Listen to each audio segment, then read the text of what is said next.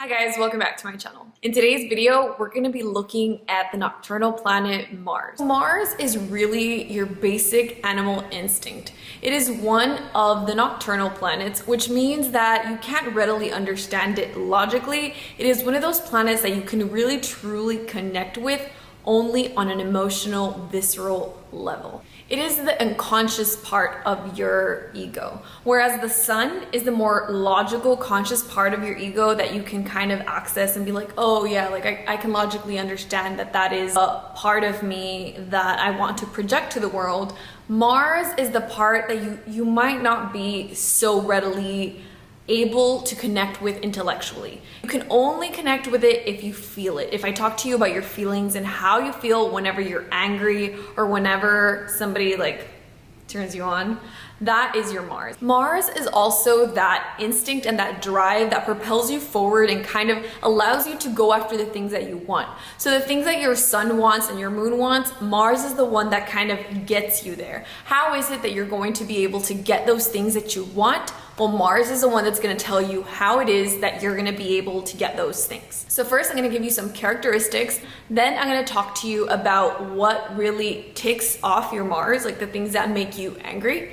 Then I'm going to talk to you about the things that kind of turn on that specific Mars. And lastly, just some general turn offs. So if you like somebody who has a specific Mars, this will be useful so that you can, make sure that you're not doing those things that are going to turn them off. So we finally got to Mars and Capricorn. So Mars and Capricorn is exalted. Remember that the planets are just like people and they're just trying to get their job done. And Mars's job is to defend you when it's time to fight and to go to work towards all those dreams and achievements that you want to accomplish by your midheaven, by your sun, the needs of your moon. Those are the things that your Mars tries to get. When Mars goes to Capricorn, this is really where Mars really wants to leave everything on the table. They want to know that they didn't leave a stone unturned when it comes to accomplishing something great. They are the hardest workers of all of the placements. This is the hardest working one. They have like the passion of Aries combined with the durability of Capricorn. This is the ultimate placement. This is a really great place for the warrior archetype because remember that Capricorn is still cardinal. So it really likes to initiate still. Remember that cardinal means that they like to initiate, they really pursue things kind of in an Aries sort of way. But this is cardinal Earth. So Earth provides that stability. So when you have Mars in Capricorn, you really have somebody who's going to be driven forward to accomplish things that are materially successful, things that are going to provide material security for that moon and those needs that that moon has and for the recognition that the sun and the midheaven need. So here you have energy that is not explosive and volatile like it is in Aries, but Saturn takes over. So Saturn really provides that stability and that structure that allows that energy and that fire to really last for a long, long time. Remember that wherever Saturn is involved, wherever you have Capricorn, you have durability. So this is a person who is in it for the long haul. They have excellent stamina when it comes to work and life. They really are driving forward to really achieve a reputation that is going to stand the test of time. And this placement can, the only downside would be that they're competitive because they really are, they want to be the best wherever they're located. Wherever in any workplace, this is the kind of placement that is going to get you some haters. You're going to have some haters because you really work your butt off. So other people are going to see that. I don't know if Kobe has a Mars in Capricorn. I think his Mars, it might be in Capricorn or Virgo. I think his Mars is in Virgo. So I don't know if you ever heard that story about how Kobe would show up to practice and other people would start showing up and they would be like, oh, I'm good. Like I got here at the same time as Kobe. And Kobe would be like, oh no, dude, I've been here for 3 hours already.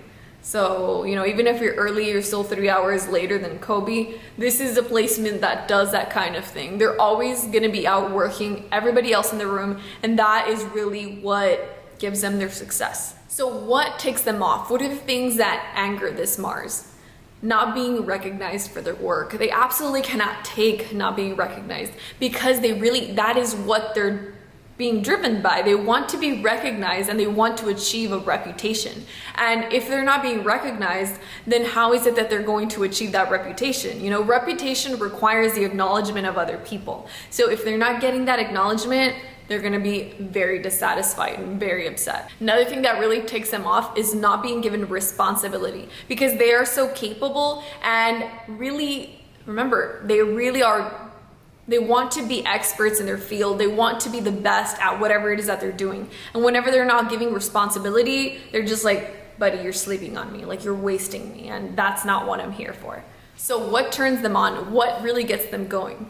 Acknowledgement. They really like to be acknowledged for the wonderful, amazing, outstanding things that they do and for all their hard work and efforts. And keep in mind, if this is your partner, if this is like your coworker or this is your partner, really give them those compliments and tell them like, hey, I see you. Every time you stay awake late at night working on your side hustle, I see you. Every time I see you show up early to work, I see you, I acknowledge you, I appreciate what you do. I recognize that you're doing really amazing work. Make sure you're telling them stuff like that. It really means a lot to them. They really are turned on by winning. Anytime, you know, if you want to get them in the mood, you can challenge them to something competitive, but make sure, I mean, they're gonna win, otherwise they wouldn't even show up, but make sure that they win, because otherwise they'll be really upset.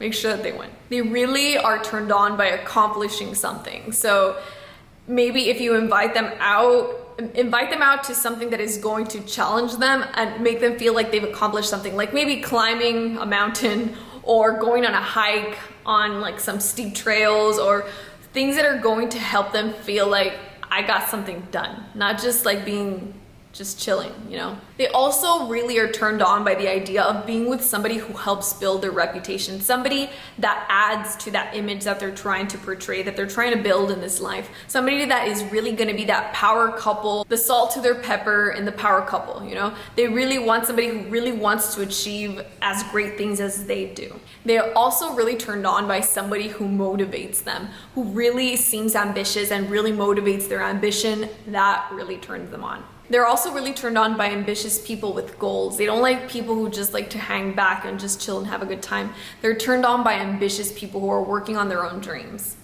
And lastly, they're an earth sign. So just anything that turns on the earth signs is going to be physical things, physical. They're not as physical as maybe Taurus, but yeah, just something that looks good.